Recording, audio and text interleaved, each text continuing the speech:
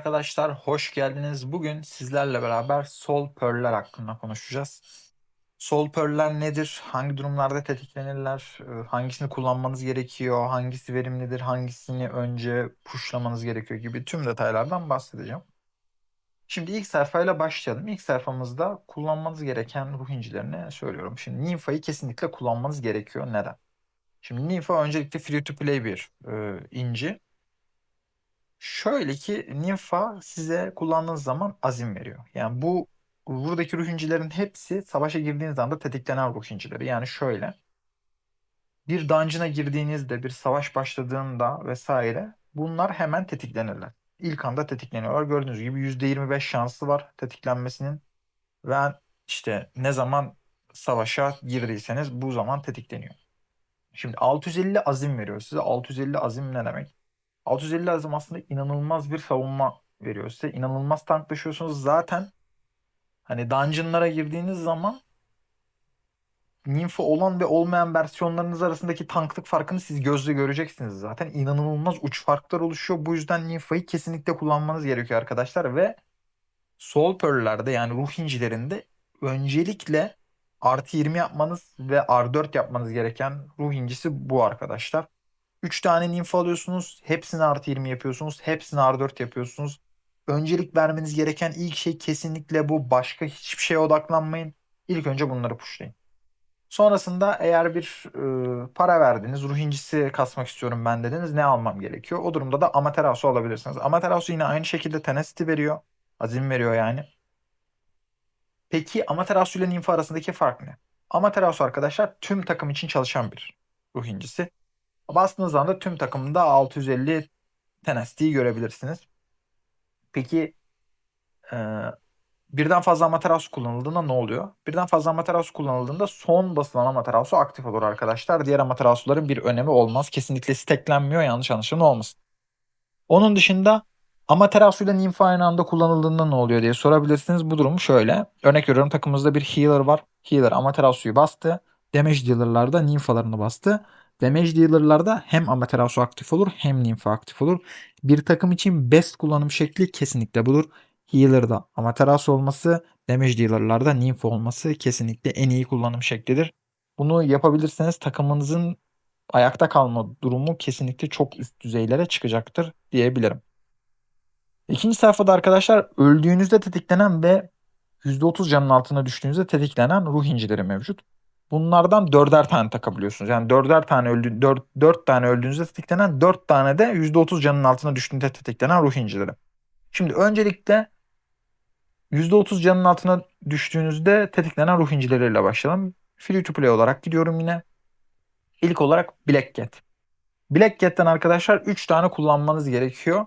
Çünkü canınız %30'un altına düştüğünde %30 damage ve 4000 atak alıyorsunuz. Gerçekten inanılmaz bir hasar artışı. Canınız %30'un altına çok düşmüyor ama düştüğünde bu ruh incisi gerçekten sizin için çok yararlı oluyor. O yüzden 3 tane Black Cat kullanmanız gerekiyor.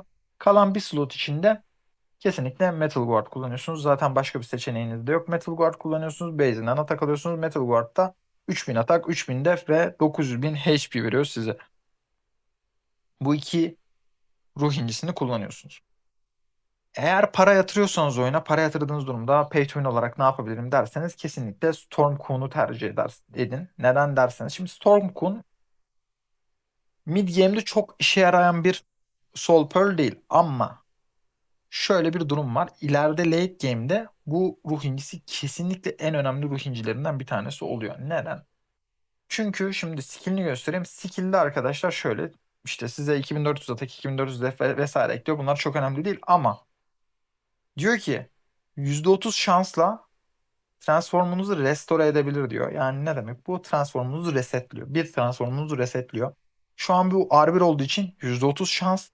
R3, R3 R4 olduğu zaman bu %70 şansa çıkıyor. Yani canınız %30'un altına düşüyor. Basıyorsunuz, kullanıyorsunuz ve transformunuz resetleniyor arkadaşlar. Late game'de kesinlikle çok önemli bir ruh incisidir. Kullandığınız zaman yani 4 tane transformunuz değil de örnek veriyorum 5-6 tane transformunuz var gibi oluyor ve çok büyük avantajlar yaratıyor size. O yüzden bu ruh incisi çok önemli arkadaşlar late game için. Şimdiden toplamaya başlarsanız sizin yararınıza diyebilirim. Öldüğünüzde tetiklenen ruh incilerine gelelim. Şimdi öldüğünüzde tetiklenen ruh incilerinde özellikle mid game'de şöyle bir şey yapmanızı ben size tavsiye ederim. Daha önce Warmount madalyaları videomda bahsettiğim gibi Kiri'nin oradaki tetiklenme koşulundan bahsetmiştim. Size yüzde HP veren burada ruh incileri var. Bu sizin HP'nizi çok arttırıyor. Şimdi HP'nizi çok arttırdığı zaman Kiri'nin otomatik olarak verimini kaybediyorsunuz Kiri'nin. Bu da şuna yol açıyor. Burada HP veren ruh incilerini kullanmayı tercih etmemeye başlıyoruz. Şimdi neden?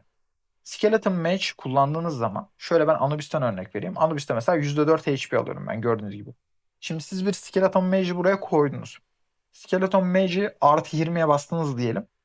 Bu durumda %15 HP veriyor bir Skeleton Mage. 3 tane kullandınız %45. İnanılmaz bir HP artışı. Mid game'de gerçekten hiç gereği yok. Bence bunu yapmayın.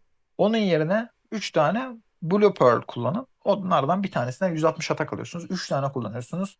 Neredeyse 500 civarı atağı cebinize koymuş oluyorsunuz. Benim size tavsiyem mid game'de özellikle mavi olanları kullanmanız. Late game'de ise transform kullanmaya başlayacağınız için yine Kirin o kadar da kritik bir anlam ifade etmiyor sizin için ama transformunuzun da HP'si çok büyük anlam ifade ediyor. O durumda tekrar yüzde HP ruh incilerine döneceksiniz. Ama şu anlık kesinlikle mavi olan ruh incilerini tavsiye ediyorum.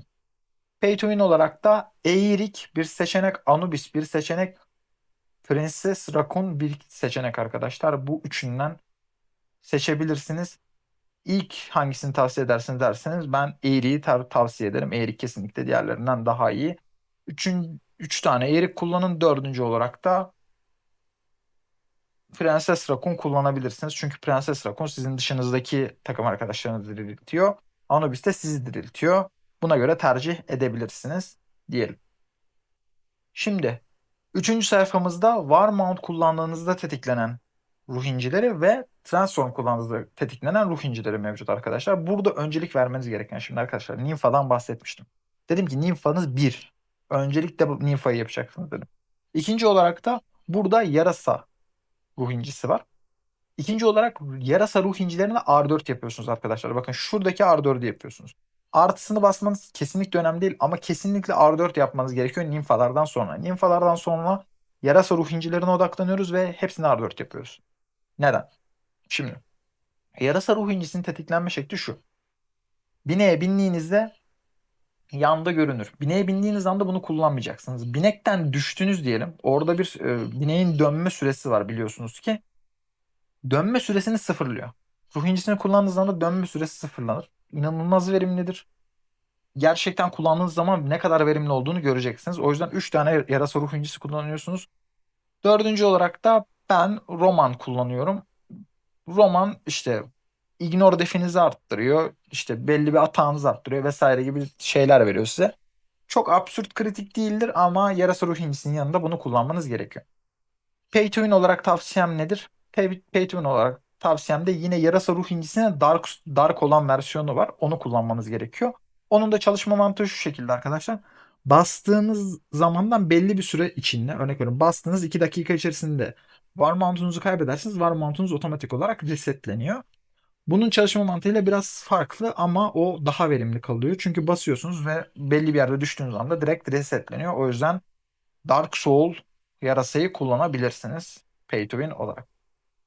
Şimdi burada Transform kullandığınızda Nerita kullanmanız gerekiyor. Nerita ne işe yarıyor? Şimdi Nerita şu işe yarıyor. Nerita arkadaşlar biraz daha PvP bazlı bir Soul Pearl yani ruh incisi. Şu şekilde Nerita size bir skill veriyor. Böyle önünüze doğru üçgen şeklinde bir buz atıyorsunuz. Bu arkadaşlar karşınızdaki takımın oyuncularını Warmount'tan düşürüyor. Bu da şuna sebep oluyor. Warmount'tan düşen herkes kesinlikle tek yeme ihtimali olan bir hedeftir. Warmount'tan düşürüyorsunuz ve tekliyorsunuz. Bu şekilde çalışan bir ruh incisi dönüştüğünüzde tetikleniyor. PvP'de inanılmaz verimli. Onun yanına da Trist'e kullanıyorum. Çünkü arkadaşlar 3 milyon fixed damage diyor. Yani 3 milyon. Yani direkt 3 milyon damage vuruyorsunuz ve bu yani ignorluyor. Defense umurumuzda değil. True damage dediğimiz şey bu. Direkt 3 milyon vuruyorsunuz ve geçiyorsunuz. Bu şekilde çalışıyor. Şimdi nimfalarınızı basıyorsunuz artı 20'ye. Sonra şuradaki blue'lara basıyorsunuz. Blue pearl'lere basıyorsunuz. Sonrasında da arkadaşlar atak veren pearl'lere basıyorsunuz. Bakın artı basma sırası bu şekilde. Nimfalarınızı artı 20 yaptınız. Sonra blue pearl'lerinizi yapıyorsunuz artı 10. Sonra atak veren ruh incilerini artı basıyorsunuz. Ondan sonra yarasaya vesaire dönebilirsiniz. Dediğim gibi nimfa, atak veren ruh incileri ve en son yarasa. Ama R4 yapmanız sırası ise nimfalarınızı önce R4 yapıyorsunuz. Ondan sonra yarasalarınızı yapıyorsunuz. Sonra %30 HP'nin altına düştüğünüzde kullandığınız ruh incilerini yapmanız benim tavsiyemdir. Bunun dışında herhangi bir detay var mı düşünüyorum. Herhangi bir detay kalmadı arkadaşlar. Beni dinlediğiniz için teşekkür ederim. Bir sonraki videoda görüşmek üzere. Hoşça kalın.